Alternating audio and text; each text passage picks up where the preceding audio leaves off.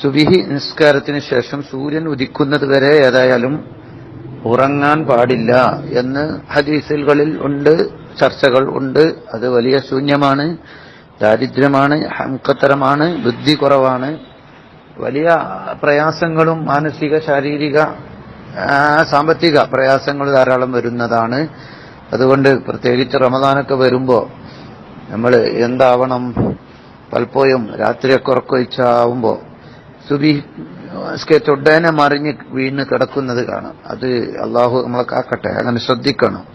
വലിയ ദാരിദ്ര്യം ഉണ്ടാക്കി കളയും, നമുക്കൊരു സമാധാനം കിട്ടൂല, ഒരു വലിയ കെണിവലി പെട്ടതുപോലെ ഇങ്ങനെ തോന്നും. അങ്ങനെ നമ്മളെ വീട്ടിൽ നമ്മളെ മക്കളെ ഉറക്കരുത്. നബി സല്ലല്ലാഹു അലൈഹി വസല്ലം തങ്ങൾ ഫാത്തിമ ബീവി അങ്ങനെ ഉറങ്ങരുത്. അള്ളാഹു ബറക്കത്ത് ചെയ്ത ഭക്ഷണം, വിശാലമാക്കുന്ന ഭക്ഷണം ഒക്കെ നമുക്ക് ആവശ്യമുള്ളതൊക്കെ നൽകി സന്തോഷിപ്പിക്കുന്ന സമയങ്ങളാണ്. അപ്പോ അതിൽ അള്ളാഹുവിന് ദേഷ്യമാണ്. ഭൂമി വരെ കരയും എന്ന് കാണാം സുബഹിക്ക് ശേഷം ഉറങ്ങുന്നവരെ ഓർത്തുകൊണ്ട്. ഏതായിരിക്കട്ടെ, അത്രയും ഗൗരവത്തിൽ തന്നെ അതിനെ ചർച്ച ചെയ്തിട്ടുണ്ട്. നൗമു സുബഹി സുബഹി ഹംഖാണെന്ന് കാണാം. ഹംഖാണ്, ഉറങ്ങല് ഹംഖത്തരമാണ്, ബുദ്ധിയില്ലാത്തവന്റെ അടയാളമാണ്. അപ്പം ബുദ്ധിയില്ലാതെയാകും, ബുദ്ധിവിശാലതയുണ്ടാവുകയില്ല. അള്ളാഹു നമുക്ക് നമ്മുടെ ഖൈറൊക്കെ തടയപ്പെടും, അള്ളാഹു കാക്കട്ടെ. പിന്നെ സുബഹിക്ക് ശേഷം എന്ത് ചെയ്യലാണ് പുണ്യം? ഹജ്ജും ഉംറയും നിർവഹിച്ച പ്രതിഫലം പോലെ ലഭിക്കുന്ന, പൂർണ്ണമായ ഹജ്ജും ഉംറയും നിർവഹിച്ച പ്രതിഫലം ലഭിക്കണമെന്ന് ആഗ്രഹിക്കുന്നവർ എന്ത് ചെയ്യണം?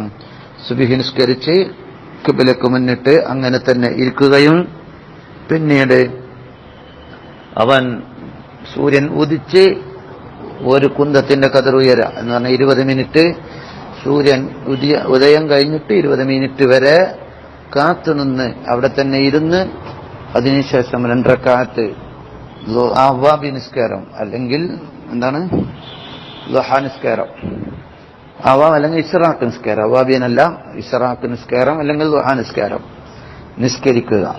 അങ്ങനെ നിസ്കരിച്ചാലാണ് ഹജ്ജും ഉംറയും പൂർണ്ണമായ നിലക്ക് ചെയ്ത പ്രതിഫലം ലഭിക്കുക എന്നാണ് ഹദീസിൽ ഉള്ളത് എന്ന് ഓർമ്മപ്പെടുത്തുന്നു. അള്ളാഹു ചോദിക്കുന്നവർക്കൊക്കെ ബർക്കത്ത് നൽകട്ടെ. വോയിസുകൾ മറ്റുള്ളവരിലേക്ക് ഷെയർ ചെയ്യുന്നവർക്കും അള്ളാഹു ബർക്കത്ത് നൽകട്ടെ. അത് കേട്ടനുസരിച്ച് പ്രവർത്തിക്കാൻ അള്ളാഹു ഭാഗ്യം നൽകട്ടെ.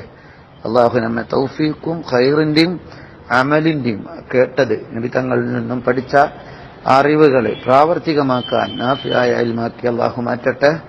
മറ്റുള്ളവർക്കൊക്കെ വിജ്ഞാനം എത്തിച്ചു കൊടുക്കുക. അള്ളാഹു എത്തിച്ചു കൊടുക്കുന്നവർക്ക് ബർക്കത്ത് നൽകട്ടെ. ഫല്യുബല്ലിഗ് ഷാഹിദുൽ ഗായിബ്, ഹാജറായവൻ മറ്റുള്ളവർക്ക് എത്തിച്ചു കൊടുക്കണമെന്ന് നബി സല്ലല്ലാഹു അലൈഹി വസല്ലം തങ്ങൾ പറഞ്ഞിട്ടുണ്ട്.